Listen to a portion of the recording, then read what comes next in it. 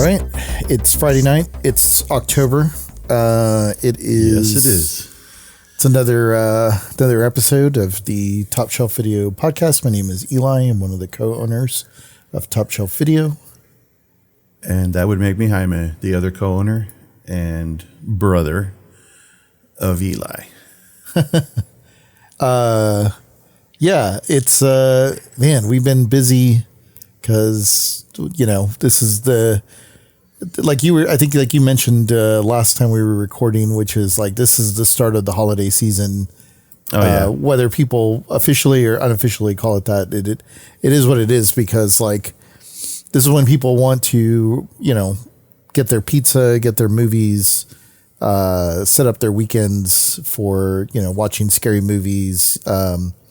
More so than any other month. So we'll dedicate all of October to spooky type of movies. And I think in part celebration of the start of the month, it's also the start of the month for the Video Crypt at the Texas Theater, which opened up, well, when I say last night, it depends on when you're hearing this, but it opened up on October 1st, this past Wednesday at the Texas Theater.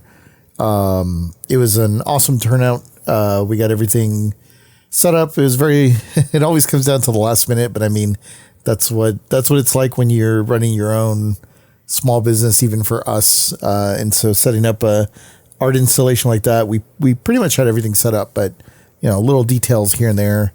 But we got it all up and running, and yeah, we had a nice little turnout of folks. We have our merch up there, our t-shirts with this year's logo. We have stickers. Nice. Actually, the stickers are really cool. I think I sent you a picture, but we have we have stickers for the Video Crypt. We have stickers for Dallas VHS Swap, and we have stickers for Top Shelf Video. And the stickers for the Video Crypt and the stickers for Top Shelf Video are glow in the dark.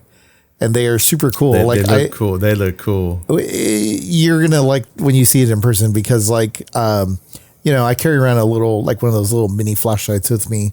And I guess you could use your phone as well too. But if you really shine it on the sticker, it really has a nice glow to it. And so our logo on the Dallas on the Top Shelf Video, really glows the way that the neon sign on that looks. So it's pretty cool. Nice. So yeah, you can buy some merch, some stickers and stuff down at the Video Crypt. It's going to be open all the month of October. There's a number of events, and if I'm not mistaken, I think if you're listening to this early enough, we're going to have a VHS swap, one of the Dallas VHS swaps on Tuesday, October 21st. From 7 to 9 p.m. And that's going to be in, here's one that we may have to watch, but that night, my friend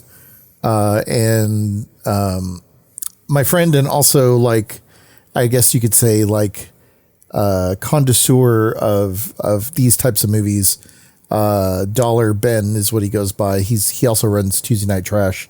They are going to be showing, a 35 millimeter print of Dead Heat. I don't know if you remember that, with Joe Piscopo and Treat Williams. Treat Williams, yeah, where he turns into a guy that's dead, kind of falling apart, whatever. But yeah, they're going to be showing that, and so we're going to do a VHS swap from 7 to 9, the lobby, before the movie Nice. goes on. So if you want to come check out the Video Crypt, if you want to get some. You can get some VHS tapes at the swap, and then you can stay and watch Dead Heat, which is definitely one of those kind of lost sort of movies. I don't hear a lot of people talking about Dead Heat and Joe Piscopo during that time period. But I was before we jump into the movie, I was going to kind of ask because last night, as part of the opening of the Video Crypt, this was a Video Crypt Presents movie, and last night we showed Hello, Mary Lou, Prom Night 2, which is a movie that we're going to be talking about tonight. Yes. But before we jump into that, I'm kind of curious. I don't know. Were you ever like up or nominated for any kind of like, I don't know. I feel homecoming royalty. Yeah. Or prom, anything, whatever. I don't remember any of that. Like, I don't remember if there was even like a voting process, or like every time we watch these movies that involve like this sort of stuff, there's always like this very like, I don't know, like an election sort of like hanging chads and a bunch of other. I don't remember voting ever. I don't remember voting either for anything. I think I never got nominated. I wasn't trying to. Right. I think the most I got was like during the football season. I think there's a thing where they had the high school, or like the was it high school sweetheart or week the. Oh, I got a one. It was a football thing, but I got every club had a sweetheart or whatever. I don't remember if it was for homecoming, but you're not part of the royal. You're not part of the but it was royalty, like a week thing. It was like a week thing, right? Like didn't they like announce it at the start of before the football game would start? Yeah, and it was like the So I was I was the guy from the band that got picked. I was the drummer in the band that got picked. Okay, Reason. I think I remember that. As far as proms and stuff go, no, I didn't get voted for. I mean, the most I got was voted for band president one year. But has nothing to do with prom. I just wanted to throw that out there and flex. Yeah, well, because again, I don't remember even. I don't even remember that process, like in band, of voting for any band presidents or anything like that. I don't know. Maybe I was just like either not paying attention or not there that day that stuff was kind of going on. Yeah, because I don't have. I mean, not to say I didn't have like a good prom or homecoming. They weren't super memorable. I mean, obviously, I wasn't like a huge. I always felt uncomfortable in a suit or whatever. Right. And even back then, especially in the 90s or early 90s, when we had to wear those sort of, I don't know, like I guess the chess king or I don't know, I guess, I don't know what other mall outfit would, give us like the types of 90s clothes that we'd wear, but it was very like narrow. I mean, it felt very like Arsenio Hall. I felt like kind of suits, you know what I mean? Like it was that time. Yeah. Yeah. I never felt comfortable in those, and like they weren't really like my style. And I don't know, like I had I was a husky kid, I guess. So I kind of didn't have the slim shape. So, I don't remember. I mean, I remember it being a big thing for the girls, like to find the dress and all the things, the mom and all that stuff. Yeah. It was just more money to spend. Yeah, it just kind of had me thinking that, because like this, when we started watching this last night, and I will say we had a real nice crowd turnout for this showing. Awesome. And I was there in spirit. No pun intended. I watched it at home on last night on the first. So. Yeah, and man, there's a lot of spirit in this movie. It was a fun turnout, and myself and Dollar Ben introed the movie. It is kind of funny because I'll give you the same sort of intro spiel, a spiel that we gave to the people last night, because we kind of introed the video Crypt, and then we introed like some of the movies that are going to be shown at Tuesday Night Trash. And then we talked a little bit about the movie itself. We didn't want to give away too many spoilers, because there was surprisingly a lot of people who had never seen this movie before. So we had a nice turnout of people that this was the first time they were viewing. So I guess in spirit, you were there as well too, because you had first time you had not seen night. this. Yeah, I had not seen this. Yeah, I enjoyed it thoroughly. Yeah, I will say, I guess like some of the little tidbits is like, this movie was I think it was one of those Canadian tax shelter movies where they basically filmed it in Canada, and the whole point was basically to like, hey, we need to hide some money, and it'll probably take a loss, and we're gonna do it. It's going straight to the video store. Like it's almost like they knew it was going to fail, and so they were like, we're not gonna make a lot of money off of it, so we'll be able to use it as a tax write-off and a tax shelter, because Canada gives a bunch of like benefits back then when they were making movies there. And then B, obviously it's part 2, right? So it's a sequel to the movie Prom Night. that had Jamie Lee Curtis. But this was one of those classic, hey, there's a script floating around. Why don't we buy that script? And then they looked at a catalog of that they probably had and were like, what franchises do we own that we could just slap a title onto? And this was one of them. Yeah. They were like, hey, we have the Prom Night like franchise. Why don't we just call this Prom Night 2? And so this has like very little to no tie-in at all to the original. Yeah, like, at all. That sounds. I think it's just set in the same high school. That's it.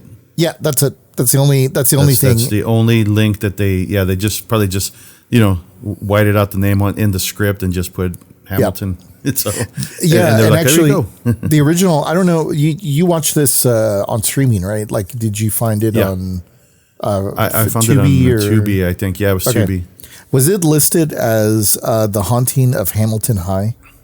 Or was it listed as Prom Night 2? No, it was listed as Prom Night 2. I was curious to see how it was going to be listed because when I was looking it up, right, I kept thinking I was doing something wrong because it kept pulling up the haunting of Hamilton. I was like, no, that's not what I'm looking for. And then when I kind of started reading the Wikipedia, I was like, oh well, shit. Okay, that is okay. So yeah, when I pulled it up on Tubi, I did the search and it came up as Prom Night 2. I was like, oh, okay, cool. Yeah. So and that's that. I think that was the name of the script that they had that they were working with was the Haunting of Hamilton High, and then that's when like someone came in and said, you know what will make it like a little bit more marketable in the video store is let's just call it Prom Night 2. Because I think this movie came out in 1987. So this isn't that huge era of like sequels and like wanting more, of this kind of stuff. And they needed to fill video store shelves. This movie was checked all the blocks. Yeah, it checked all the blocks. This is one of the very few, do you remember Virgin Records, Virgin Megastore, like the Virgin brand? Oh yeah, sure. There was the Virgin Airlines too. It's that what was that guy? Richard Branson was that guy? Yes. Yeah. So this movie was under the Virgin like video label. It's one of the few movies that I know of that actually is under that label of Virgin. Okay. And so I remember that because the cover for this is really cool. And then like it's got a big splashed Virgin film or Virgin video, I think is what it is on the bottom. And so I think that was like one of those things that attracted a lot of kids because they were like, hey, the kids like the records back then. And, let's throw the Virgin logo on this. Those record things. Yeah. So this is one of the few movies that I am aware of that had the Virgin label on it. But yeah, so, like I said, we introed the movie last night. The only, the kind of, I don't know if it's like a fun fact, but it was one of those things where it was like, we were kind of hoping that, that we could have gotten this, but it turns out like, we weren't able to get it. But so in the movie, and this, we're going to talk about it in the movie here or about the movie here in just a minute. But, one of the key, I don't know if I would say key elements of the movie, but one of the big things that like appears in the movie is there's a horse, like a porcelain horse that I guess is it was like a rocking horse. Yeah, it's a rocking horse. Yeah. It's like a rocking horse, but like but it definitely looked like porcelain or something off of like a piece off a merry-go-round that was converted into like a moving rocking horse. Rocking horse. So it turns out that like a friend of mine who used to work for Fangoria, and she's a big horror hound herself, and she has a band actually where I think it's the Daughters of Darkness, maybe I think it is. But that sounds awesome. Yeah, they're kind of like a well, there's like a whole they're a band that's like their manager is the devil. There's a whole big story behind it and a film that goes with it. But they are like now a real band. But she, and this is my friend Natasha. She used to own the actual like movie used the horse. Prop? Yeah, the actual prop, like official with everything on it. And we were kind of hoping that we could have gotten a hold of it so that people could have taken pictures with it. But she sold it. She sold it a couple of years ago to a guy up in Detroit, and so now it lives there. But we were kind of like, well, we just kind of wanted to give the trivia note that the horse used to live here in North Texas for like quite a few years. She had it like in her living room, I think, and. I don't know. Hell of a conversation piece. Yeah, I was going to say that's one of those things when you walk in and you're like, I don't think it was the one that actually moved its head or anything. I'm pretty sure it was just the static version of it. But but either way, so yeah, that was like one of the things that we kind of gave a note to everybody before we got going. But yeah, let's jump into the movie. Let's open the. Let's open the Psychotronic video guide. It's funny because I was looking at Prom Night 2 and I was like, I can't believe there's no listing for it. But there is a listing because it is listed under Hello, Mary Lou Prom Night 2. So it's under the H's and not the P's. And I was like, oh, okay, well, I guess that's fine. That makes sense. So this is a 1987 movie directed by Bruce Pittman. And the listing on the Psychotronic video guide, which is funny because they have a picture for it too. It says this is much better than Prom Night from 1980, Jamie Lee Curtis's worst horror movie. It's not a real sequel. They just changed the title in the U.S. The 30 years later revenge plot has Wendy Loin possessed by Mary Lou. There's lots of clever effects and nods to other movies, such as It's Linda's Blairsville. Michael Ironside is the school principal. More prom nights followed, more Prom Night movies followed this one. The executive producer, Ray Sager, starred in The Wizard of Gore, which is like a pretty big, like, I don't know, it's one of those like alternative, very anti-establishment movies, The Wizard of Gore. That one's a lot of fun. And then, the picture that they have here, it's like a burning stunt double in Hello, Mary Lou, Prom Night 2, which kind of, just kind of jumps right into like this sort of movie. It's kind of funny because like in watching this last night and it had a really good audience response to watching this. But every time I've seen this movie, because this is, I don't know, maybe I've seen this movie like 4 or 5 times now. And this is maybe like the 5th time I've seen it. Every time I watch this movie, it always makes me think, at least the opening of it has a lot of feelings of like Carrie, but also like a little bit of like Back to the Future, like the enchantment under the sea, the enchantment under the sea dance. Yeah. Okay. I can see that. So it has a little bit of that. Yeah. Because they had the punch bowl and all the typical. Yeah. And everyone's dressed. Nobody does that shit no more. Yeah. And everyone's like dressed in the poodle skirts and the, just like very, I guess this movie takes place like in the, I guess it's like in the 50s. Yeah, 57. Yeah. It was the class of 57 prom.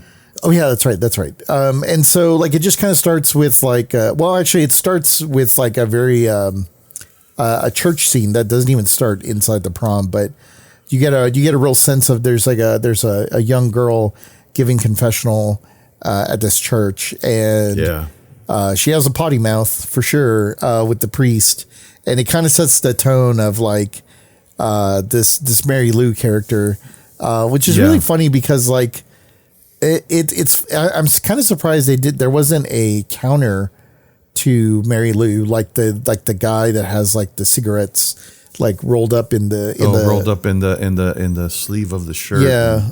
Or something along those lines, right? Because like she was like a very I don't know, like she obviously was a very like bad girl, but in the sense of like not just like sexually naughty, but she was like just like kind of like, I don't know how to describe, like how you would describe like a biker type, where she just super overly confident in herself and her abilities and everything, and just kind of like ruled the school, like not as a popular person, but more as a like, this school is mine and I'm going to run it the way that I seem fit. You know what I mean? Yeah.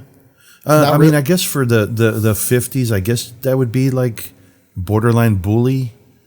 Yeah, maybe, or something. Because she was very very alpha, alpha female kind of just. I run this shit, and I'm gonna screw around with whoever I want, and I can do. You know, she was just running the school basically. In the little bit of info that they give you, just in her actions and obviously her confessional.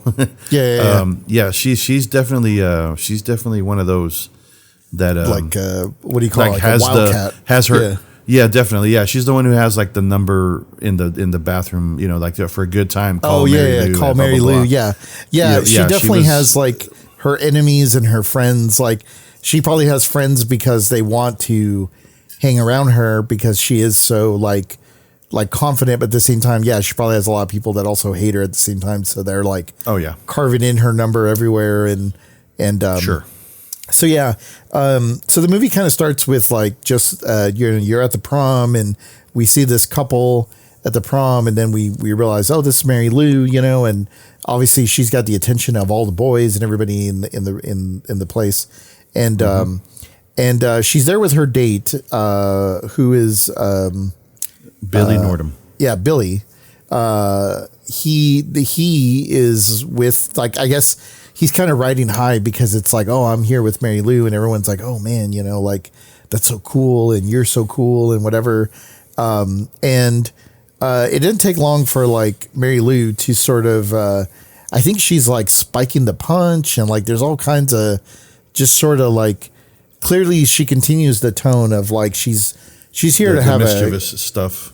Yeah, she's here to have a good time, even if it's not for a long time. Like, and so like she is, I guess she sends off her boyfriend to go get a drink, and doesn't take long for her to find another shoulder, and pulls him aside and basically starts fooling around with another guy, and it upsets Billy, the boyfriend. The date, yeah. The date. Well, that's right. It's not really the boyfriend. He's just the date. And she very much plays it up that way, you know, which is like, you know, it's not who you bring to the prom, it's who you leave at the prom. Oh, I think is what she says, or something like that. Yeah, she does have to say that. Yeah. So she starts hooking up with this other guy.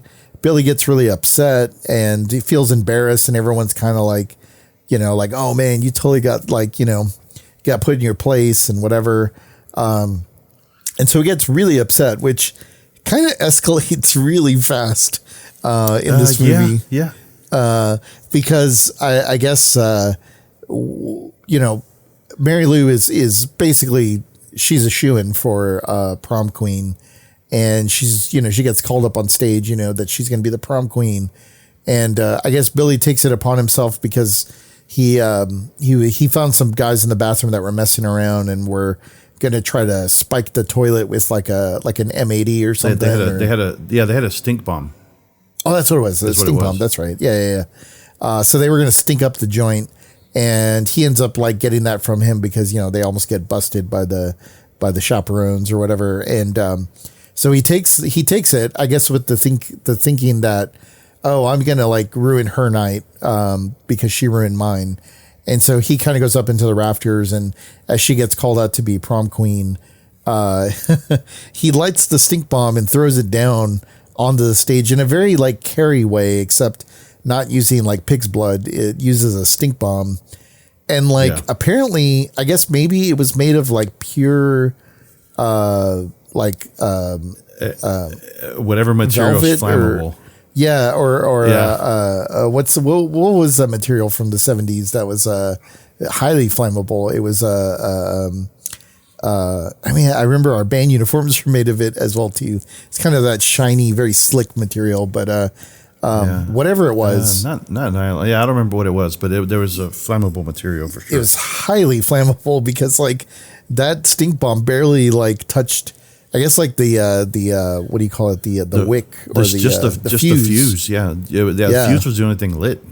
Yeah, it kind of just touched the dress, and man, Mary Lou just goes up in flames. Like she gets torched to like, which I will say about this movie, man, like the effects, like the special effects in this movie were like a lot of fun. They're really good. Oh, like, yeah. That was a great stunt that they do, like, you know, with a woman in a prom dress, just fully like engulfed in flames, and she's just like kind of rolling around all over the place and just kind of going crazy. Yeah, that was nuts. Like I was just that was like a good scene. Right off the top, I was like, man, we're okay. Especially me not knowing anything going into it, I was like, okay, here we go. 0 to 60. We go like 0 to 60, in seconds, because it's just like, damn, like she's just lit, she's torched, it's kind of one of those like, oh man, like I wonder what's gonna happen here, like, and it turns out, I guess I don't know if we were watching a flashback, but that's kind of the setup, because then the movie goes to modern time, which I guess is like 1987. So I guess like literally like 30 years. 30 years later, we are now like in Hamilton High again at the high school, but now we're like seeing everybody in their current state.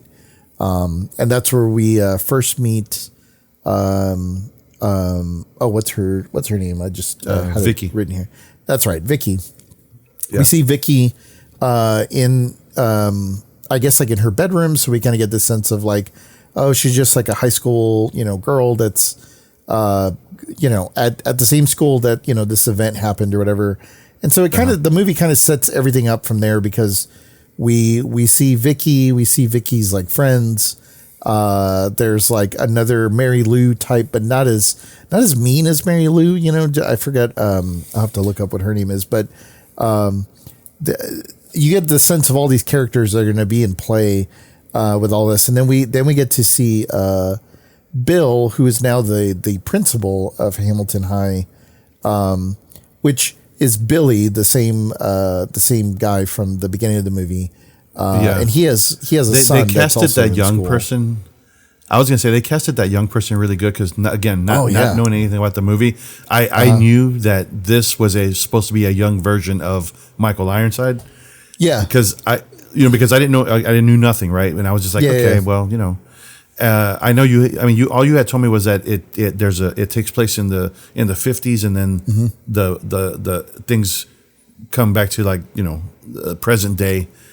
Right. So yeah, whoever the actor was that they cast as young Billy was a really good choice for the physical look, because I was like, right away I was like, okay, I know who that's going to be when later. Yeah, it's kind of funny because it's your classic high school of like, man, everybody here is like 28, like nobody's 18, because like Billy back then even already had like a kind of like a receding hairline, and it was just like, damn, like man, poor dude, like he's already gonna lose his hair before he even turns like 20.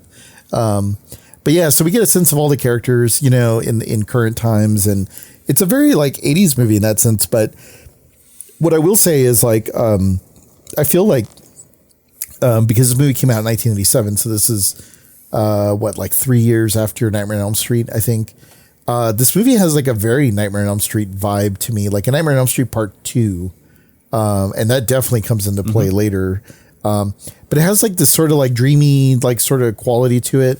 Everybody's like very like has a stereotype sort of character in high school. And so we're learning about all the characters, and we're learning that the prom is coming up and everyone's getting ready for the prom, and like Vicky's a senior, and she has a boyfriend, and her boyfriend is the son of Billy, who's now like the principal of the school. And so of course that's like your immediate tie-in, which is like she wants to go to prom, but she's not really like thinking she's going to be prom queen or anything. She's just, it's her senior year. She wants to go to prom. It is kind of funny because it seems like the overarching theme from all the young kids in this movie were like, I don't want to go to college. I want to take my first like couple years and take a job and put some money in my pocket, sort of thing. And I was like, oh wow, that's I kind of forgot about that. Like that was not really a thing that I think a lot of people did back then, or at least we would have, like when we were younger, we wanted to go right to college. And in the 80s, I guess, or 1987, it's like, I want a job. Like I want to be part of the workforce and start making money. So yeah, we kind of get that sense from everybody. You get a little bit of like a sneak peek of like, there's something suspicious about the school still post the incident, I guess, that happened in 1957. And so like I think we see the I don't remember if this is in the beginning, but there's a trunk, like a what do they call those? I guess like a dressing trunk or a big sort of I don't know what you call those. Well, that's just discovered because I didn't think schools. I mean, our school didn't have a basement. I guess there are schools with basements, but yeah, that was like in the prop room in the basement. Yeah, the basement. That was when. The theater kids. Yeah. Yeah. It was like the theater, like it was the props for whatever theater. I imagine, I guess, under like the stage or whatever. Or something. But yeah, I mean, she. I don't remember why she goes down there, but she's down there. Oh no, that's right. Because I don't know how if we're jumping too far ahead, but when Vicky is told by her mother that she can't get a new dress when she's talking to her friend Jess at the high school. Jess is a theater nerd, so she's like, "Oh, we'll just go down to the prop room. There's all kinds of crap down there," and that's where Vicky finds her way down there, and that's where the chest, the prop chest is. Yeah, that's right. That's where we see. Yeah, because that's right. Because her mom also mentions that, like, oh yeah, I want to get a new dress for the prom. And she's like, no, we're not going to get you like a prom dress. Like you've got what you need. It should be more than plenty. But she's kind of like upset about the whole thing because she's like, no. Like this is my senior year. I want like a new dress. And I guess like, so she, I guess she goes hunting for some of that.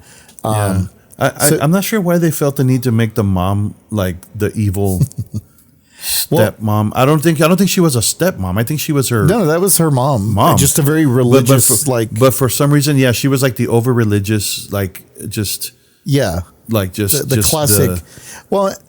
I feel like again playing off of like Carrie and all these other things, right? Like they're like we need a little bit of Nightmare on Elm Street. We need a little bit of Carrie. We need a little bit of this or that. Because this movie does remind me. It's funny because like. The prom part obviously kind of makes me think a little bit of Carrie, but really it's the mom that makes me kind of think a lot of Carrie because of like her very heavy religious overtones of like, no, like, you don't. You're right. You don't talk to boys. I didn't think about that tie-in. That's okay. Yeah, she very much like warns her about like, which is kind of funny because like, she's like, I don't like this boy that you're seeing because like he rides a motorcycle and that's dangerous. And like motorcycles are like, it's like motorcycles are like the comic books or Dungeons and Dragons of the time because it's like only like bad boys or boys that, that don't go to church, are the kind that ride bicycles or whatever, which is kind of funny because it looks like a scooter to me. Like it doesn't look like a badass Harley or anything. It just looks like a kind of like what the hell, kind of a Vespa. Yeah. In rewatching, I was like, man, is that a Vespa or is that an actual like bike or whatever? But, so yeah, we kind of get to know all the characters, and it's a very classic, like, it's kind of funny because this movie, in my opinion, really is like a box of cereal of like a little bit of Pops, a little bit of Lucky Charms, a little bit of Honeycombs, like all the things that you kind of like that you want to just put into one bowl because, like I was saying, there's a little bit of that Carrie, but then there's a little bit of like the 80s, sort of John Hughes movies where like the first half of this movie is just like an innocent girl like wanting to go to the prom and she just wants a prom dress and like her friends are dealing with the things that they're dealing with and it's just like it just kind of plays out like normal. And the first time I watched this, I don't know how you felt, but I was like, I don't know where this is going. Like, okay, this girl was like burned to death in the beginning, but what does it have to do with anything, right? Because like the movie just kind of like, okay, so yeah, he's the principal, the kid who actually like torched her and somehow didn't serve any time or there was no investigation or anything. Like everybody just literally watched her burn on stage. Like, I think the only person who knows who it was Mary Lou, because as she's burning, they make it a point to show her looking up, and she makes eye contact with Billy, and then she burns away, or she dies. Yeah, and that's it. So yeah, I guess there would be no investigation if nobody actually saw him. Yeah. But yeah, that was. But yeah, so like, I'm curious what you thought when. So the movie kind of moves to the progression, right, of like normal high school girl going to this. Yeah. She's with her friend who has like the giant mega 80s hair. Like, man, her friend, I think Jess. Jess. Yeah, she's the theater nerd. Yeah, that's right. She's the one who told her about the flock dress. Of seagulls. Got the Holy flock shit, of seagulls. does she ever, man? She got like her own like atmosphere around that hair. Like, because when Denise and I were watching this last night at the theater, it was just like, oh man, look at that hair. Like everybody's hair was like 80s hair, but man, her hair was like the 70s that was and sponsored 80s, by I think. Aquanet. Yeah, for sure. Like she is the actual cause for like the hole in the ozone layer. But at this point in the movie, like where were you thinking that this movie was going with regards to like she's just a high school girl, and because there's not much that happens up until that. It was all just some slight character development. You get to see the new like the 80s version of Mary Lou, the super confident girl who's like, oh, I'm going to win this anyway. I don't know why y'all bother. Blah blah blah. Yeah. The Craig, I believe, is the boyfriend. Mm-hmm. Jess is the BFF in the theater, the one that a lot of conversation with them in the school. Yeah. And up until. Because I think Jess is the one. Yeah, she's the one who like has a doctor appointment. Oh, it's just a routine thing. And I was like, I did have that moment. I was like, okay, well, like when does it get scary? Like, because it's funny that you mentioned it was almost like the intro of the movie was basically like a cut and paste from Carrie, and then immediately like they just spliced it with a John Hughes movie about high school. And dealing with high school stuff, dealing with high school stuff. The mom doesn't want to pay for a new dress. The boyfriend is not liked. The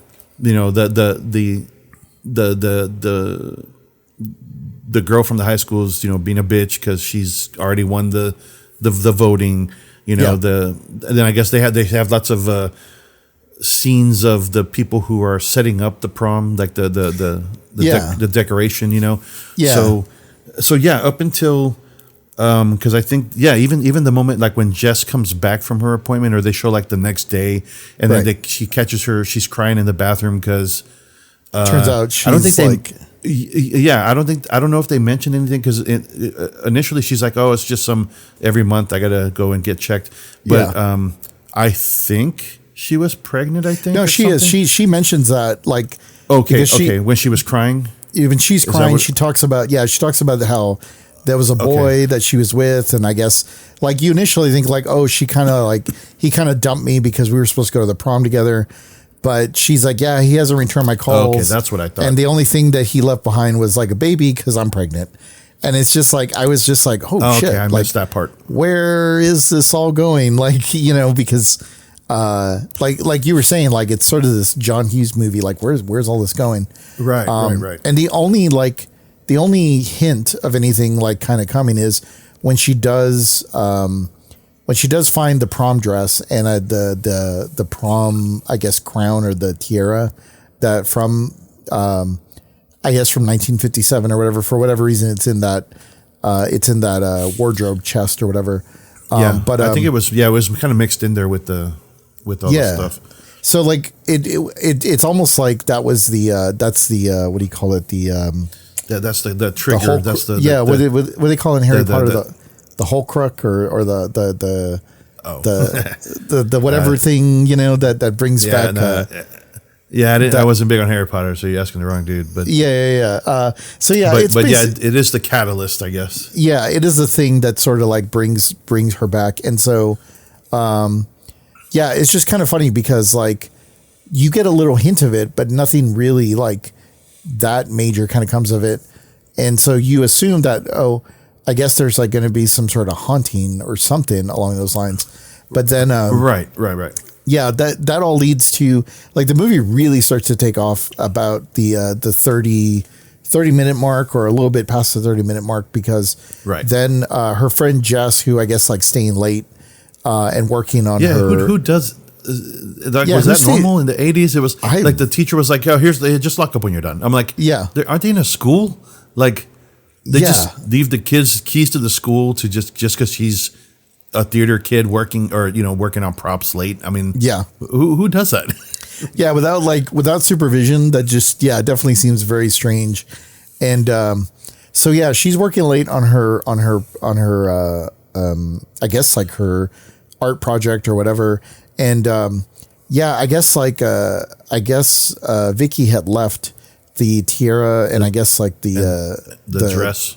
Well, I don't know if it was a dress. It looked like it was like a cape or some sort of like it looked like it was part of the outfit, but I remember because she kind of like tosses around her shoulder. It's kind of like this. It is. That's like right. Yeah, it wouldn't be a dress. She burned in the dress. It was like the cape and the crown that the queen was supposed to wear. That's right. That's right. It wasn't a dress. I guess they give you the whatever that would be. Well, I mean, I guess a cape. I'm sure there's some official for queens. There must be there's some official name for that. Yeah, there's probably. I wouldn't know. I never got voted into anything. So the crown. The crown's like a default. I mean, but the crown's the important part. If there's but as far as capes and shit, I don't think. I don't ever remember that being a thing, but so she starts messing around with like the tiara because she pulls off one of the I don't know, like 50-cent jewels that's on it. And I guess that awakens the spirit of like Mary Lou. That whole sequence was like really crazy. And that was like a cool effects, like death scene because then like Jess dies, I actually thought it was kind of cool because they kind of set you up that it's going to happen one way and then it ends up happening another way. Yeah. And I was just like, that the head was coming off. Oh, yeah. I thought for sure the head was coming off. Yeah. I was kind of, I was slightly disappointed. I was a little bit too, but it is kind of funny how much this movie loves throwing people out windows. Like, I guess that was the specialty of like the stunt department. Because there like was a sale on the breakable glass or something. Yeah, or something. Because like, it's really funny how like, so you get this impression that she's going to get beheaded. She doesn't. She ends up in a very like this must have to have like used the same guys on Nightmare on Elm Street because she gets hung by like the actual like the cape thing, and it's a very similar technique that they used on the original Nightmare on Elm Street with the guy in the jail. I forget what that guy's name is, but he was kind of like the boyfriend that everybody thinks killed his girlfriend in Nightmare on Elm Street. And he gets like the same deal where like it kind of uses a wire around her neck and then like strings up on the light. It's a very, very similar technique, which is kind of cool. Like I always kind of, when I was younger, I was like, how do they do that? That's really cool, which it's all in reverse. But so she gets hung, but then like for some reason, like, I don't know if it's just because Mary Lou's like a real bitch, but she like throws her out the window after she gets hung. And I was just like, damn, like that's really rough. And so from that point forward, like you start getting this, I guess it's like a haunting of the high school. And Vicky starts having like these like illusions or like these, not illusions. Hallucinations. There you go. Yeah, hallucinations. Yeah. Which all those sequences they get pretty intense. Yeah, they're pretty cool. Like there's a lot of really cool ones in the cafeteria and in the hallway, and so like the gym. The gym. Yeah. That's right. That's right. Yeah. It's really cool because like I think they casted Vicky really well because she plays like a very innocent. Like she has the look for it. Yeah. She played the very innocent. Like, what is going on? I don't understand any of this. And I thought it was like, because the mom was so religious, I thought there was going to be some sort of tie-in in that sense, but there really wasn't. It was really just the way the sort of haunting works. But every time she would have those like hallucinations, it felt like a very, like, I would not have been surprised if like Freddy Krueger showed up in those scenes, right? Like very, like being very, a very classic Freddy Krueger where he just kind of gives this witty one line because like the hallways would be real dirty and like the lighting would change. And it felt very, very Nightmare on Elm Street to me.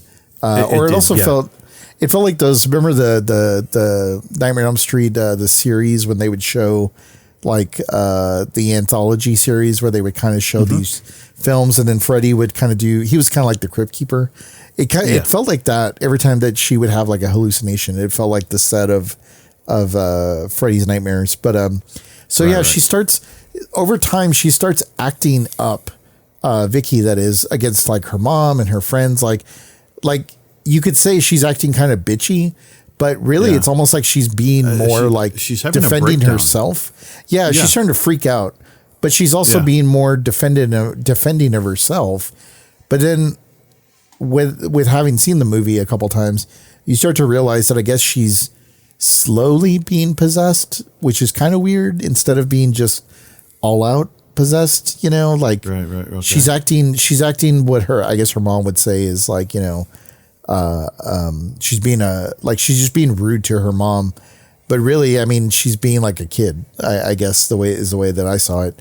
And so, it's funny because like as the movie kind of goes on, that progressively gets worse and worse, where it eventually kind of leads to, I guess, where Mary Lou, I guess the character, is starting to use I guess like her, I don't know if it's like possession skills or whatnot, but like she starts messing with other people in the school, like through like other like more. That's what makes this movie kind of confusing, because it's like, is she haunting the place or is she possessing people? Because like bad things would happen to other people, but it was like she was able to use like ghost telekinesis or something to like sort of do bad things to other people, and so like after she has a hallucination in the school, in the gym, that is, I guess she has like a full on like sort of, well, I don't think she hits one. She hits one. What I think Kelly's the kind of the mean girl. The alpha. The mean girl of the 80s. So I think she ends up hitting her, which gets her in detention. That's right. Which leads to an awesome scene. Oh yeah, the detention scene. Yes. Yes. Yeah, I was impressed with that, the way the chalkboard turns into. Yeah. That is like there are some, like, this is the first time in a while that I looked at a scene and I was like, how did they do that? And I was like trying to break it down. I was like, okay, well that's water, so it has to have been filmed from the top, right? And they just put everything in place to make it look like it's everything's so like nailed down. It looks everything's nailed down and everything, but that is standing water in it. I was like, oh man, that is like perfectly still, awesome. And then it turns into like a whirlpool, like sort of thing, and it kind of swirls her. Yeah, that. Like, again, like, even though this was like a tax shelter, like I guess you'd say low budget movie, like it has a tremendous amount of like effects, like dollars behind it, which I think is really cool. Yeah. I was surprised because this far into the movie, I thought there would have been a possession sooner. Yeah. But it wasn't until the detention scene where I guess the official, like, Vicky's completely, like, she's taken. Yeah. She disappears into the blackboard, and it's like, I saw that as she's officially gone. Yeah. And there's a full-blown possession going on here, because I knew that much going into it, but I was still waiting for it to happen. Yeah. And I was just surprised that it took this long into the movie before it actually happened. And I was like, okay, well, I mean, so I get it. There was a lot of build up, a lot of the character, like there's a conversation between Billy and Father Cooper. He was the other person involved at the original. Yeah, because Father Cooper was the girl. He was the bad boy that she was making out with. Yeah, so the three of them in the backstage. Yeah, so there was a triangle thing going on there. Yeah. So. Yeah, you're right. Like up to that point, like. That's where I was saying, like the like in the sense of serial, because it's like there's a lot of really cool things, and this movie feels very like a bunch of producers saying like, no, we need more of this and we need more of that, and give me that one scene from that other movie with the Freddy guy with the claws and they even make I remember it was mentioned in the Psychotronic video guide, but like they make a mention about like Linda Blair, Blairsville. Because they're clearly making a nod to like The Exorcist, which is kind of funny because yes, there is a possession, but like not in the same way that like we have known possessions. So I feel like this movie, what makes it fun is they just kind of, they're like, is that how possession works? Is like, it doesn't matter. Like, is that how a haunting works? It doesn't matter. Like, let's just kind of throw it all together and let's just see how it comes out in the mix. But yeah, there's that cool scene with her in the bed. I guess that it's very reminiscent to Nightmare on Elm Street, where the sheets kind of like almost they like form, vacuum seal her. Yeah. And that seems pretty creepy and kind of cool. And then I think isn't that where we first see the demonic eyes on the horse? Yes. In that scene is when the horse has like real eyes and starts moving around, which is its tongue like comes creepy, out. Yeah, that was very, again, another Freddy Krueger-ish, like when his tongue comes out of the phone, and then the tongue comes out of the horse mouth, and I was just like, ugh, okay. Yeah. That's a thing. That's what makes this movie just kind of fun, because like that's super unexpected. Like it's just like, why does she even have this porcelain horse? Like clearly she likes horses, but man, I've never known anybody to like horses that much, to have a full size like porcelain doll or a porcelain horse in your bedroom. But then for it to kind of come to life and do its things, like this must have been a lot of fun to work on for the effects team. So yeah, the movie just kind of leads up where she gets more and more possessed. We even get the power of Christ compels you, or yes, or the body of Christ compels you, or whatever. So it's like they're taking all these nods, from all these other movies that are big video store hits, and it eventually leads to like Vicky just like getting full on, like she is just 100% possessed by Mary Lou now, to the point where like she's acting like Mary Lou and she's being shitty to her friends. I mean, she's full on possessed. Her outfit's changed. She's now she's in the, I guess, poodle whatever skirt. she could find, that's right. A poodle skirt in the 80s, because everybody's like, what the hell is she wearing? Like why is she dressed like that? And she looks, like she went, like she's in like retro, wearing 1950s gear. Yeah, she starts making out with all the other boys. Like she's literally just doing anything that Mary Lou was doing. Which is confusing everybody because nobody understands what's kind of going on. And then she starts like harassing like everybody who's giving her crap. So in a very strange way, it's almost like, hey, good for Vicky. She's like standing up for herself, because she's kind of been this sort of mousy character, because she goes and talks to the principal, but she knows the principal. It's Billy, and starts giving him shit, and he starts to realize like, wait, what the hell? Like, why is Vicky being so like forceful? And then one of the teachers who's being like very handsy and gross, like before she was possessed, like Mary Lou kind of like uses her, I don't know, like her Scarlet Witch abilities now to like, I think she lights a Bunsen burner that like blow torches him on his junk, and again it's like, wait, so is she a ghost? Is she like a demon? Like demons have the ability to she's got like demonic powers or like telekinesis I guess there's a lot of shit going on there. I guess you just kind of clump it up in the supernatural powers. Exactly, and that's what just makes the movie fun. It's just like, it's like, oh, hey, now I've got some honeycombs, and oh, now I got some like sugar crisp. Like everything's just kind of being thrown into the bowl, and it's all sugary and tasty, and it's good. So I'm not really complaining about it. We need to talk about that shower scene. Other than the gratuitous TNA, but that's not why I want to talk. That's not why I want to talk about it. Sure. But no, like, because like as we're talking, once Mary Lou is in full possession, she goes and harasses Billy because that's and then the teacher. But then when she's in the shower with her friend, with Vicky's friend Monica. And they kind of get to talking, and then she tries to make out with her, and it freaks her out. But So anyway, so Monica goes hiding. She hides in the gym locker. You remember that? Oh yes, Yeah. And again, that goes back to the whole way. What exactly does Mary Lou have? Is she because she's got like dark force, like the way she kind of like she just kind of like Sith, and she just crushes the fucking locker. Well, she's hiding. Yeah, when she's hiding. Yeah, when she's hiding in it, and then you just see all like the red goo, coming out. I was like, well done. That was well done. Yeah, that's where it just seems like the effects guys were like, they were like, well, let's see, what can we do? They were like, we have a winch, we can crush these things, and then we'll just like have some red goo sort of come out, and just assume that she got like pulverized beyond like to the point of just goo.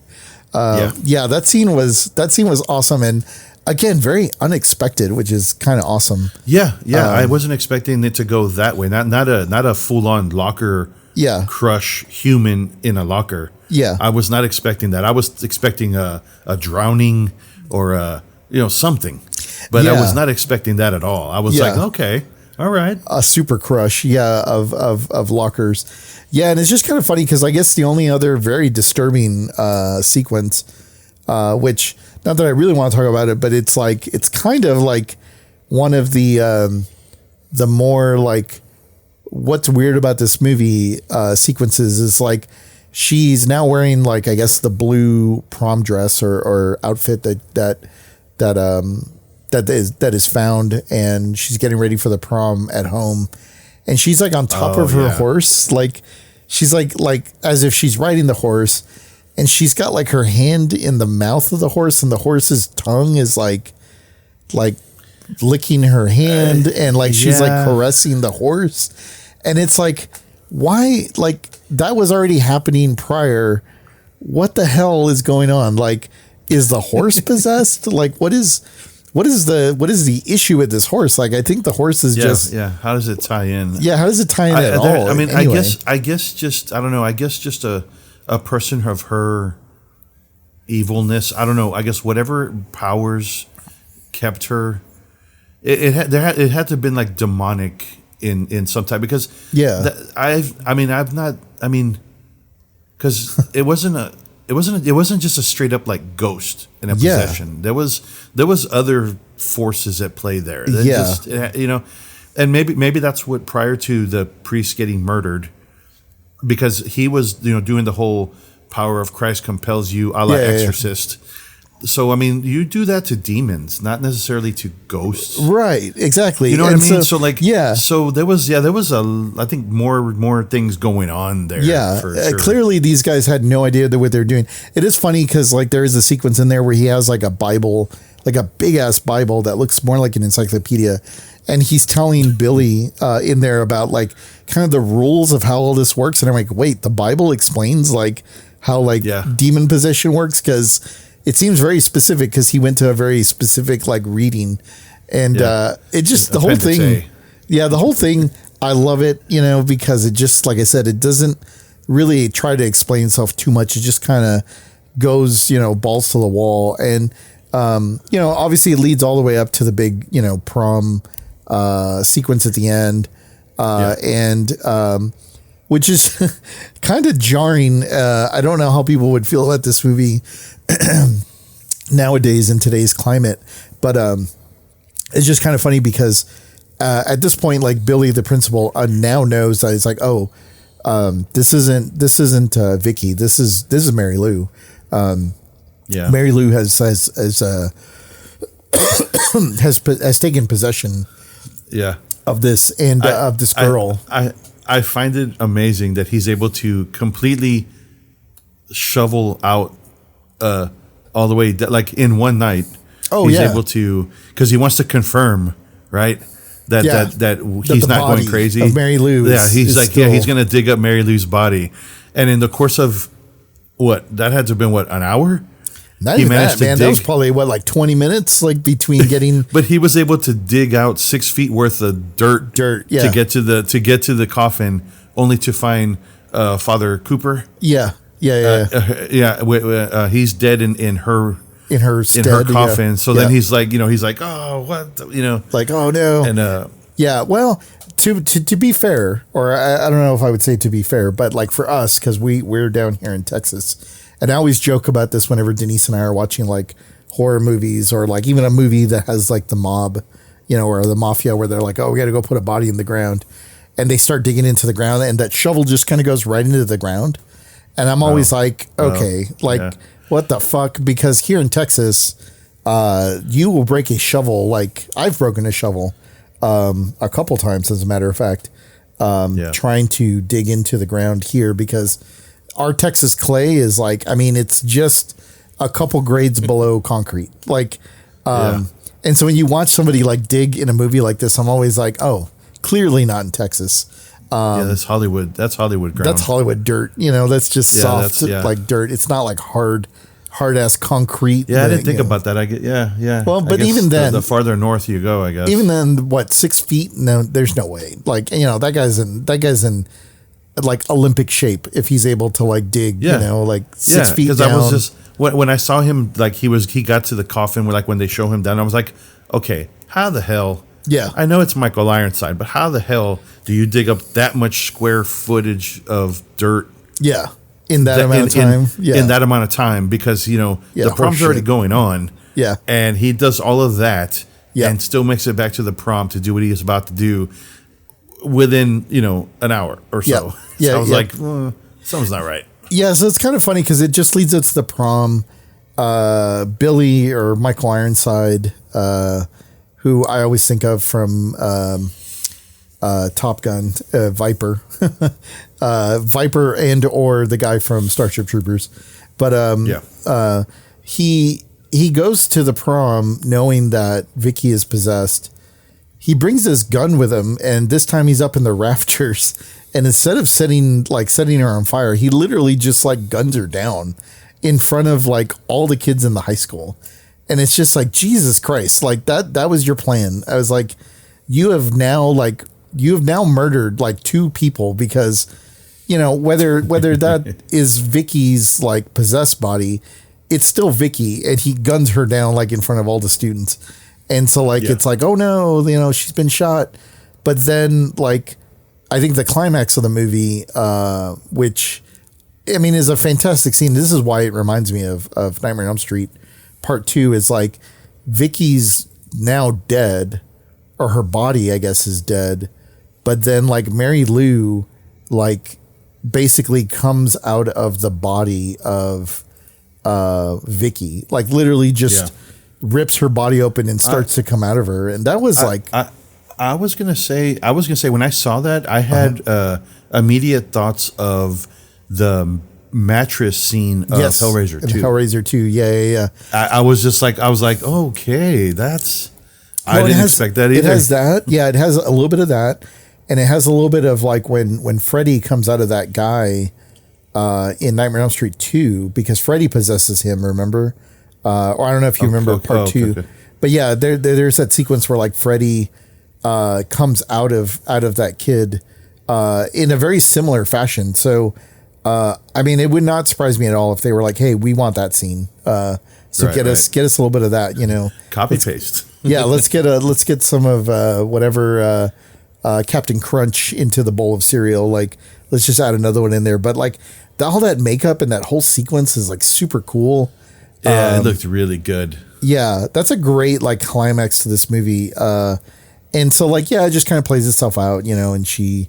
We find out that, the good guys win, or at least that's what we think, that the good guys win. And this is why I think it feels very Nightmare on Elm Street in that, the movie ends with like, we've saved the day. Like, she's gone. We don't have to worry about whatever. We can leave the prom. And, Vicky and, the boyfriend, Craig. Yeah. Craig.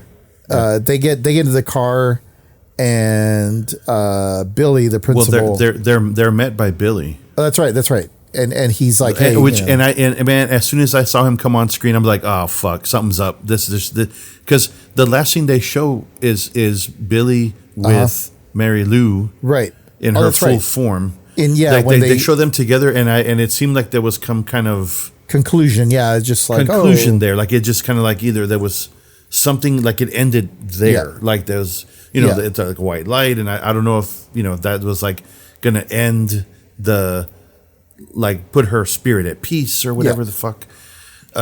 But something didn't feel right. So when they show Craig and Vicky kind of like they meet up again, she's like, I don't know what happened, what's going on, and he's like making sure it's really her. Yep. And so then there's some like relief there, and it's kind of like a end of Die Hard. Bruce Willis and his wife are coming to the end. And then Michael Ironside shows up. I'm like, yeah, I thought he was dead. Right. So what is happening here? What's going on right now? Yeah, and then he's got the end is perfect. He's got the ring. The ring. Yeah. And then and again, this is why it feels like Nightmare on Elm Street to me, because it turns into a very. Yeah. And actually, if I remember correctly, that's how Nightmare on Elm Street 1 ends. Remember where they get in the car, and then like it looks like the Freddy Krueger top, and all the doors lock by themselves and the windows roll up by themselves, and then I think the license plate says like Freddy or something. And the same thing happens here, where it's like Michael Ironside. Michael Ironside is like basically now Mary Lou. She's taken over his body. Yeah, she's possessed him. Yeah, and then the music changes on the radio. Yeah. They drive off and it says Mary Lou on the license plate. Like that was so. Honestly, that felt like a Twilight Zone episode to me at the end. Yeah, I can see that. Like just kind of like the way it ended, and it just like it just kind of music, and it just kind of drives off into the dark, into the night. Yeah, it was almost like an episode of Twilight Zone or some shit, and I was just kind of left there going, "Huh, okay, well, I guess the good guys don't win this one." Yeah, it's kind of funny because it's like, man, this guy just gets away with everything. He's already burned one person to death, and then he shoots another one to death. And he still somehow gets away with everything, and like there's no questioning of anything. It's just kind of like, he got away with it, I guess, or whatever. But it's just, oh man, this movie just kind of honestly has a little bit of everything, and that's what I really like about it. It was fun. It was a fun watch. I wish Austin was closer to Dallas, because I definitely would have gone to the Texas Theater. Showing. This is a lot of fun. But it was fun just watching it here. I some of these I have to watch on my own, because it's definitely like a good horror movie person. So this is a good group watch. Like highly recommend as like a Halloween watch with your friends kind of movie. Oh, for sure. Yeah, definitely. Yeah. So that all said, I'll let you go first on whether you think this is a top shelf video, because I've already seen this movie, so this was like a first time watch for you. Right. Kind of curious what your initial thoughts are and what you think. What do you think? Okay. Is this a top shelf? No. I thoroughly enjoyed it. It was what I was hoping. I had my moments of like it's a good chuckle here and there, and then there was a good mix of horror and all that. I'm gonna say no, not a top shelf video, but it's gonna definitely. I mean, it definitely has a spot in our horror section. Yeah, absolutely. And it'll definitely be kind of like a, if you're getting this one, I'll be like, oh, why don't you go check that one out too, or like all of the sequels, all of the, Evil Dead 2, Prom Night 2, Nightmare on Elm Street 2, like, Friday the 13th Part 2, all of the twos, if we have a, 2 for Tuesday night, it'll just be kind of in that shelf to just all the sequels, Yeah, I can see that. So not quite top shelf worthy, but it's definitely one of those shelf fillers. Yeah, for sure, absolutely. Yeah, I would agree with you. Like I love this movie. I love sugary cereal. I like what this movie has to provide in that sense. But yeah, it's definitely not a top shelf video, because it's all over the road, and there's nothing wrong with that. I think it is all over the road, but it's all over the road in all the good ways that it should be for a movie like this. And so, I think this movie ends up making like a good double feature with a lot of other movies. But like you said, I actually like the fact that you said it's like a 2 for Tuesday or something along those lines, because I could totally see this movie being paired with a number of the movies that we talked about, which is like Nightmare on Elm Street, Nightmare on Elm Street 2, Carrie, like Even you could even like pair it up with a John Hughes movie if you wanted, sort of thing, or yeah, I guess you could. Yeah, if you're really wanting to like mix it up for the night and kind of throw your friends off, but having a good time, watching it. This one definitely sort of falls in that realm. So, yeah, and it's kind of funny because I think I'm sure the same way that you watch it. I watched this on Shudder.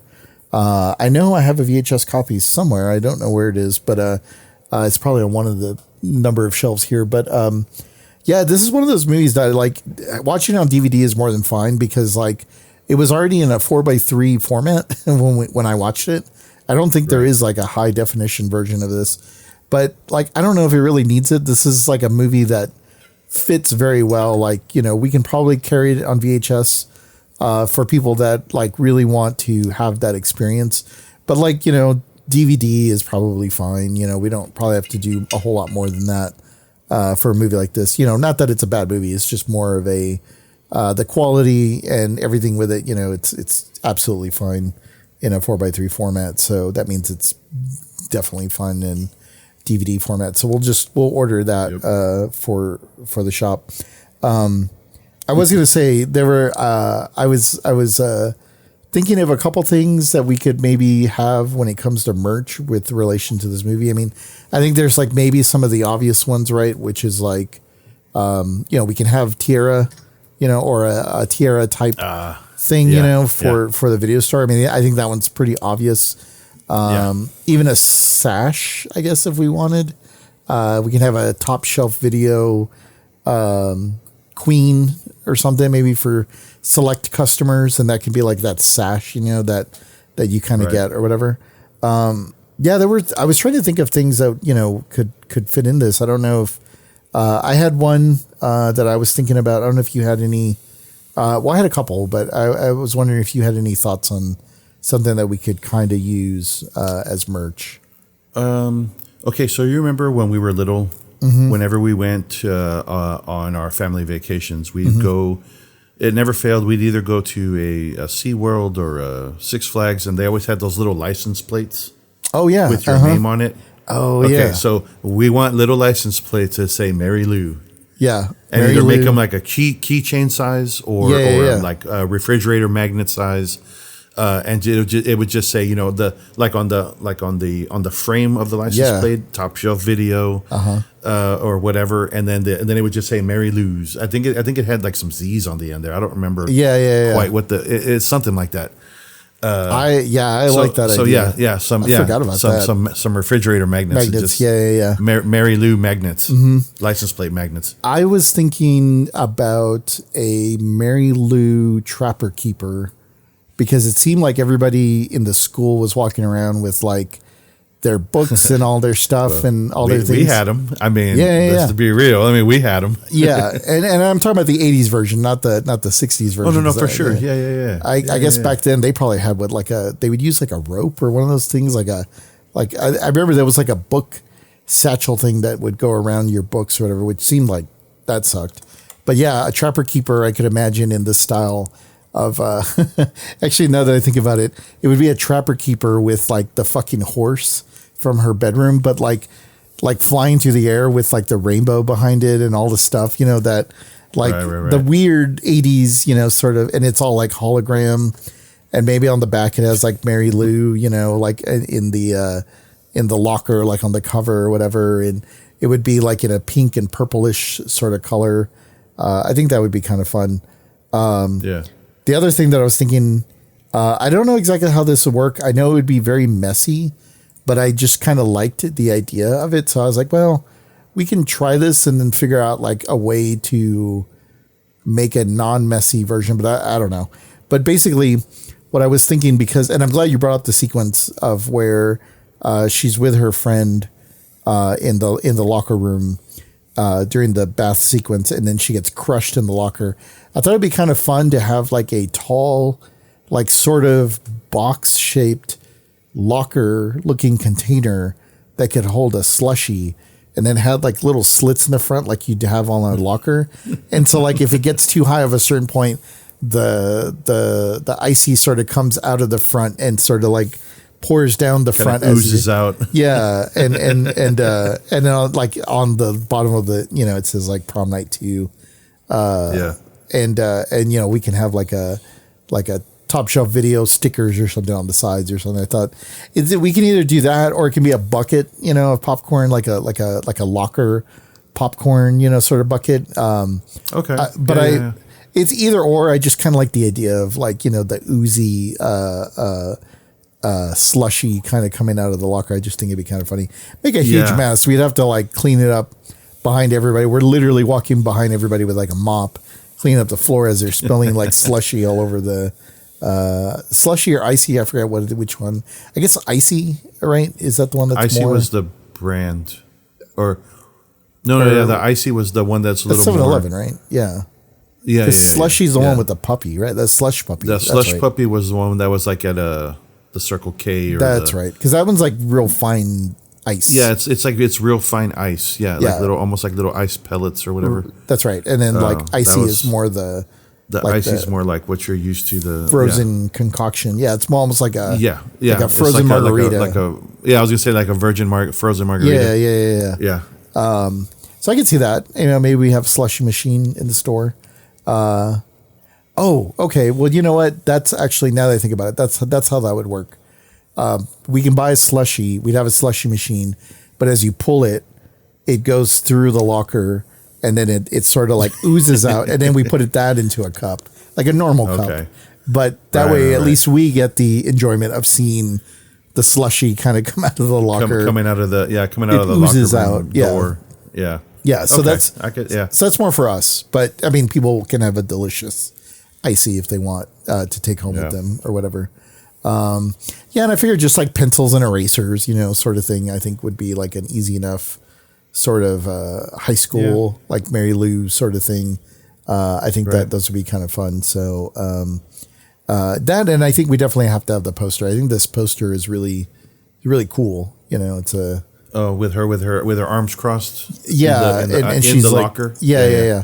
There's actually another version of her reaching out, like kind of towards, and she's kind of in the more like grotesque, like when she's coming out of Vicky, and she's kind of like in half transformation. There's actually a poster of her like in that half formation, and she's kind of reaching out like towards the.